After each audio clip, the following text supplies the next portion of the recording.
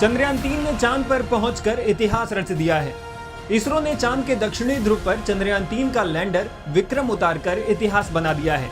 23 अगस्त को शाम 6:04 पर चंद्रयान-3 का लैंडर चंद्रमा के दक्षिणी ध्रुव की सतह पर उतर गया। चंद्रयान-3 40 दिनों की यात्रा पूरी कर चांद तक पहुंच गया, लेकिन इसकी सबसे अहम प्रक्रिया लैंडिंग थी, जो सबसे जटिल और नाजुक थी।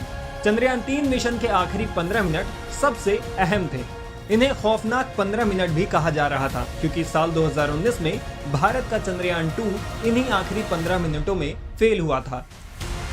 लेकिन भारत ने इस बार इन आखिरी 15 मिनटों में बाजी मार ली। चंद्रयान-3 का विक्रम लैंडर इन आखिरी 15 मिनटों के शुरू में चांद की सतह के समानांतर उड़ान भर रहा था। इन्हीं 15 मिनट के दौरान विक्रम को अपनी दिशा 90 डिग्री तक बदलनी थी और चांद की सतह पर वर्टिकली लैंड करना था।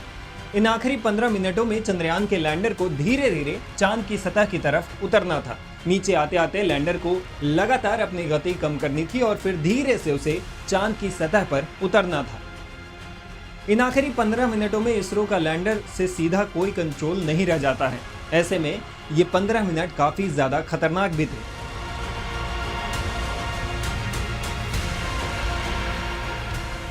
चंद्रयान-3 के विक्रम लैंडर ने इन आखिरी 15 मिनटों की शुरुआत में चांद की सतह के समानांतर सफर करना शुरू किया। इसके बाद वो धीरे धीरे करके 90 डिग्री तक मुड़ गया और चांद की सतह के वर्टिकल दिशा में आ गया।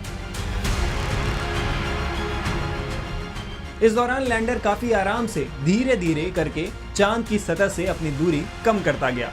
लैंडर धीरे धीरे करके 30 किलोमीटर की दूरी से पहले 20 किलोमीटर तक पहुंचा और फिर 15 किलोमीटर तक पहुंच गया। इसके बाद भी लैंडर धीरे धीरे अपनी रफ्तार कम करके चांद की सतह के और करीब आता गया।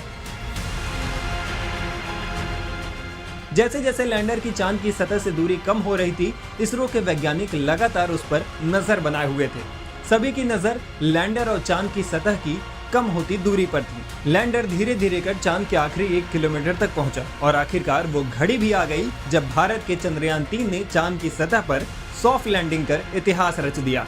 चंद्रयान-3 के लैंडर ने उस खौफनाक 15 मिनटों को बड़ी आसानी से पूरा कर इस मिशन को सफलतापूर्वक पूरा कर लिया और दुनिया को दिखा दिया कि हिंदुस्तान स्पेस में कैसे कमाल कर सकता है।